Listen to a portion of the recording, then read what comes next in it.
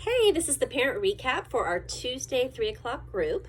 This group has 2 new students in it, starting just a week ago for one of them and 2 weeks ago for the other. So welcome Helen and Jennifer. We're so excited. Our parent recaps are usually in the office and an hour long, but right now we're just doing these short videos, and hopefully I'll be able to fill you in on what the group has done the last few weeks. You're also welcome to go on to the link in this video and sign up for a parent recap meeting.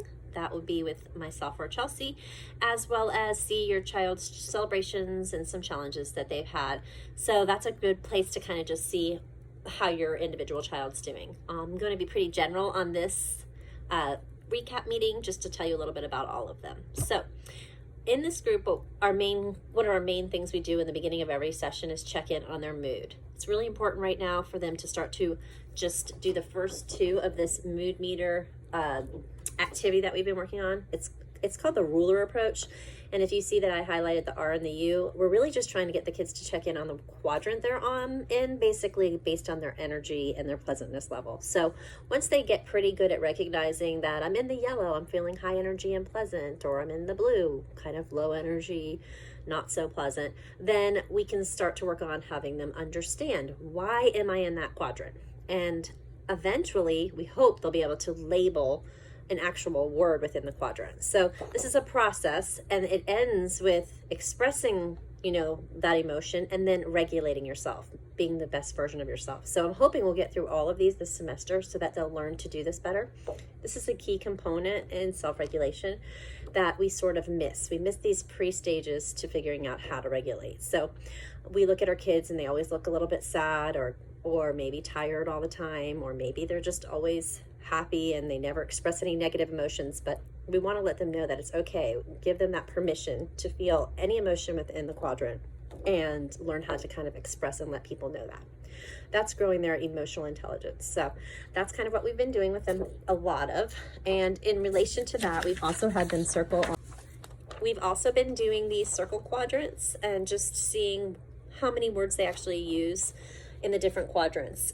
They were all pretty low on this. They use about 1 to 2, maybe 3 words in each quadrant, and they use the basic words like relaxed in the green, tired and bored in the blue, just happy, and in the red, maybe annoyed. So they don't use a lot of emotional vocabulary. We had them practice writing some I feel statements just to kind of see if they could associate why they felt the way they do in these different quadrants. This was so hard. It actually took a few of the group members a long time to even get one sentence in.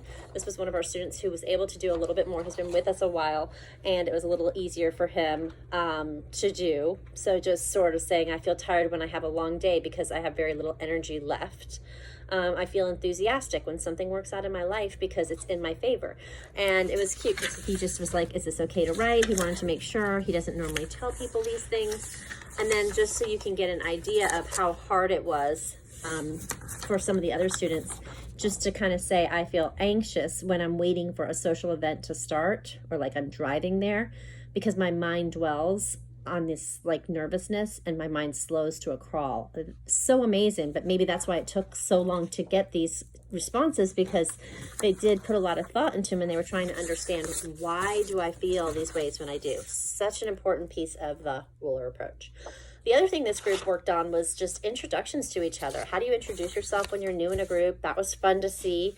We did do like a Venn diagram, kind of helping them see all the things that they have in common. Like 2 of them went to go to Valencia and they love jazz, and another 2 like, pizza and Twitch, and other 2 like Disney and like to read. So kind of then pulled out everything they all like, so we could see all the things we have in common. And that's important for kids this age to understand, that it takes a while to dig in and find out about a person and see what you have in common. It's not so easy. It's not just like the first thing. And if they don't like video games too, or they don't like to read the same book, we're moving on.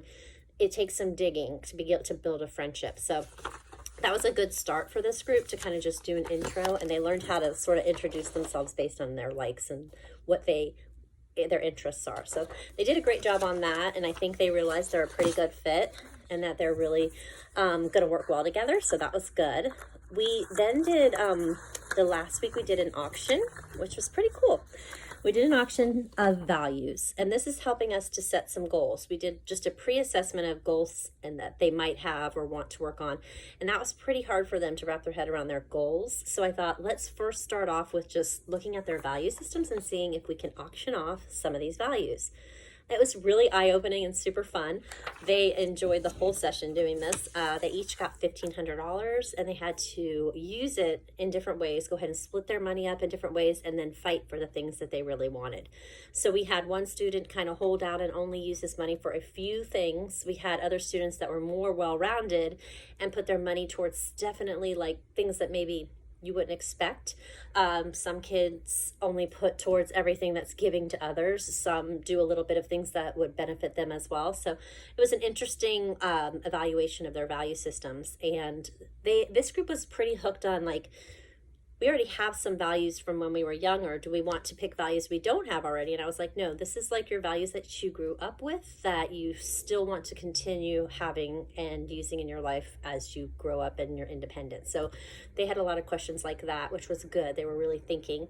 We're going to continue to use this and work on like how, now that we know what they purchased for values, we're going to help them see what those actual value qualities are and how that relates to their goals moving forward. So I'm hoping that that will tie together a lot for them as far as, you know, what they want to do with their lives, if they're meeting like some goals now, or to help them set some simple goals to start to work on, you know, pretty quickly here.